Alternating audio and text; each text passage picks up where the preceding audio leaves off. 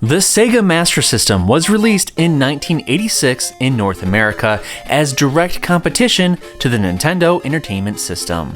With the release of the Master System, it saw a ton of awesome games on this console. And today we are continuing our journey of Sega Master System platformers. Now I've already released episodes 1 and 2, so this is a third look of platformers on the Sega Master System. These ones, I think, are a little underrated, but they are definitely worth showing off.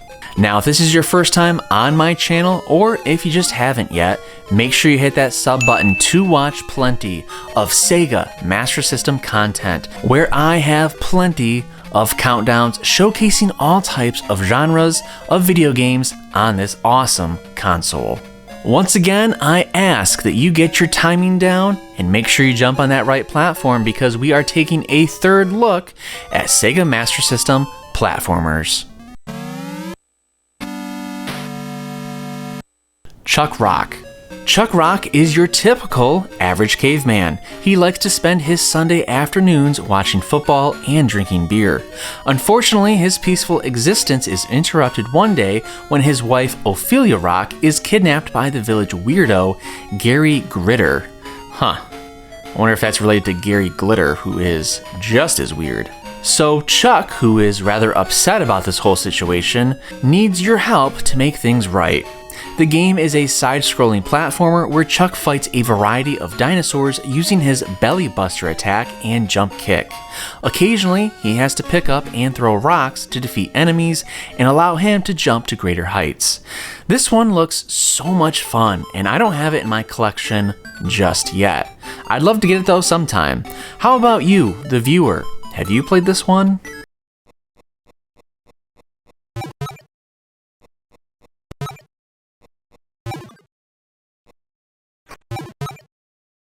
Chuck Rock 2. Chuck Rock had a sequel, and it picks up a little while after the first game ends. In the first game, Chuck Rock had to rescue his girl Ophelia from the bad dude Gary Gritter. Well, he was successful in his efforts, and now Chuck and Ophelia are married. Eventually, they have a son named Junior. Chuck works in a factory where he develops great skills at carving automobiles out of stone. A rival manufacturer becomes jealous of Chuck's abilities and kidnaps him. Now it's up to Junior to rescue his dad. The gameplay in this sequel is similar to the first game, but with some minor differences since you are playing as Junior, not Chuck. This is a side-scrolling platform game with occasional rock-moving puzzles thrown in. Unlike Chuck, Junior carries a club that gives his attacks further reach.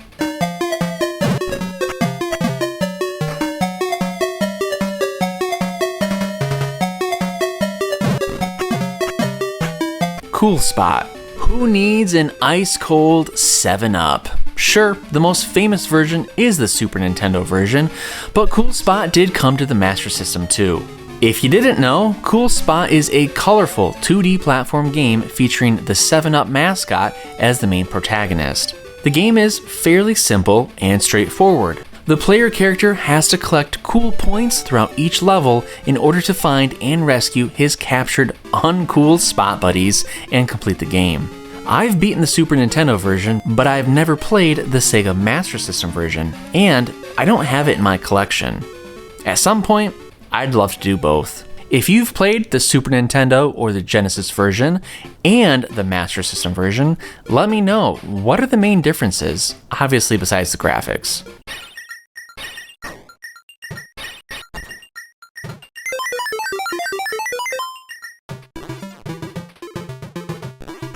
Daffy Duck in Hollywood. Ah yes, the Looney Tunes platformer Daffy Duck in Hollywood received a unique version on the Master System. Players control Daffy Duck, who is hired to reacquire Yosemite Sam's Golden Cartoon Movie Awards, stolen by the nefarious Dr. Duck Brain. Daffy has to make his way through 6 different worlds of 3 levels each. Each world is based on a movie genre, including westerns, horrors, adventure, sci-fi, and more. At the beginning of the game, the 6 levels of the first 2 worlds can be selected in any order. Completing all 6 unlocks the levels of the next 2 worlds. Now each level consists of several sections.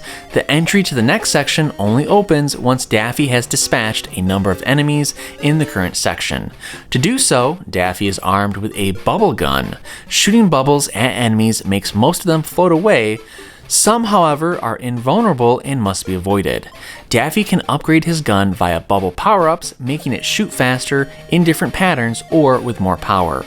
Also available is magic wand power-ups, which summon a fairy duck mother, preventing Daffy from losing a life by absorbing the next hit. Otherwise, each hit instantly kills you.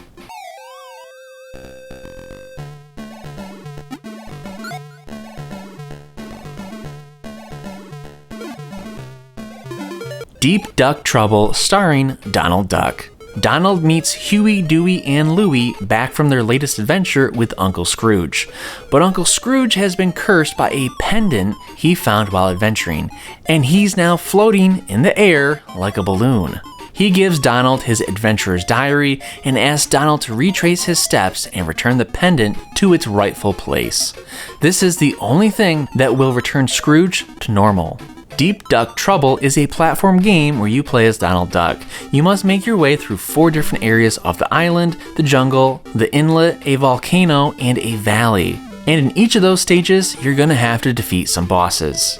Donald can defeat enemies by jumping on their heads, and he can also defeat them by kicking bricks at them. Now, we all know that Donald has a temper, and that can come into play in this game. If he eats a chili pepper, he will become furious and plow through anything in his way, whether it's bricks or enemies.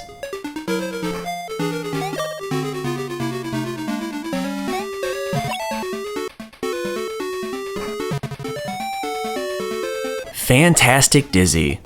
The evil wizard Zax has cast a spell on the peaceful Yolk folk, try saying that 5 times fast, and while many fell under his spell, others have other problems to deal with, including Dizzy, who saw his girlfriend Daisy kidnapped and taken hostage by Zax, and now it's up to him to restore the Yolk folk to normal and rescue Daisy from the top of the Cloud's castle tower. Gameplay involves walking Dizzy through levels, picking up objects, and using them to solve simple puzzles. There are plenty of tests of arcade-like skill along the way, as gaps must be jumped and enemies avoided. You start with a limited number of lives, but the player can earn more by completing Theodore's puzzles. Before rescuing Daisy, the player must capture all the stars that unlock the gates on the tower.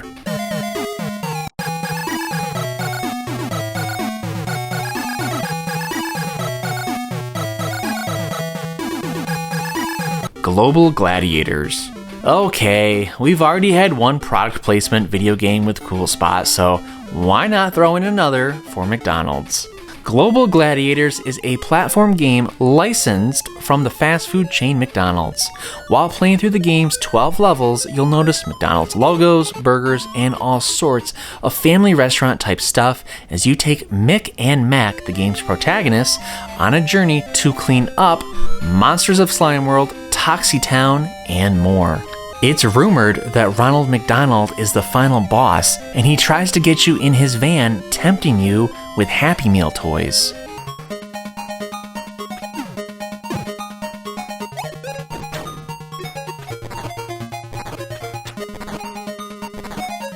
Home Alone. Home Alone is a 2D side-scrolling platformer based on the 1990 movie of the same name.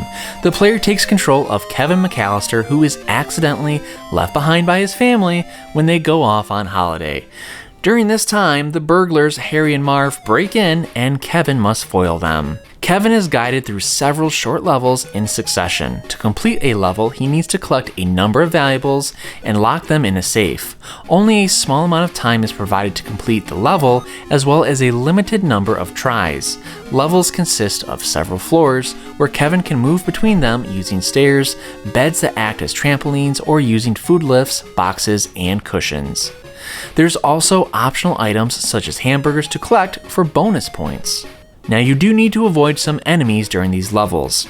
There'll be animals running around, as well as Harry and Marv that need to be avoided. They can be jumped over, and they can be shot to stun them briefly. Okay, confession time.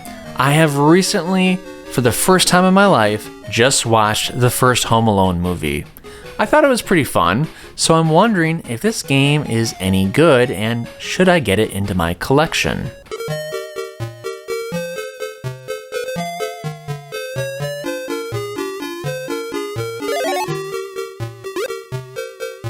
Impossible Mission. Not to be confused with Mission Impossible, you play as a secret agent on a quest to stop the evil Professor Elvin Atombender, who is believed to be tampering with national security computers. You must penetrate Atombender's stronghold, avoid his deadly robot creations, and acquire various pieces of passwords to use in the main control room. You have 6 hours to complete the game. 10 minutes are lost each time you die, and 2 minutes are expended if you use the help function on your portable computer. The robots, rooms, and puzzle pieces will be switched around when starting over, which provides pretty good replay value. Longtime viewers of this channel will know that one of my favorite games is Zillion, and Zillion was clearly inspired by Impossible Mission. So I should play this one and appreciate it for what it is. I don't have it yet, but I'd love to play it sometime.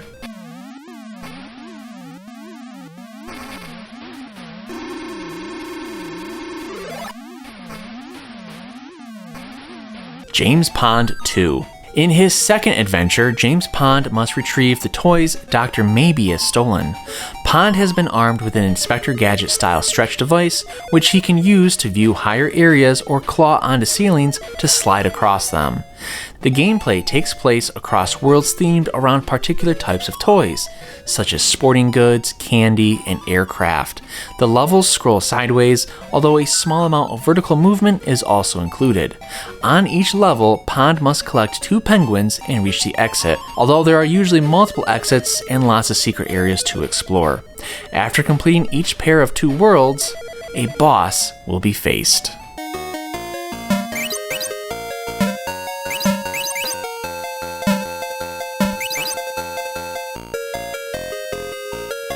So there you have it, another 10 Sega Master System platformers. Which of these underrated platformers have you played, or which of them do you suggest that I play next? Let me know in the comments below, and while you're there, don't forget to like this video and subscribe to my channel to watch plenty of Sega Master System content. Thanks for watching.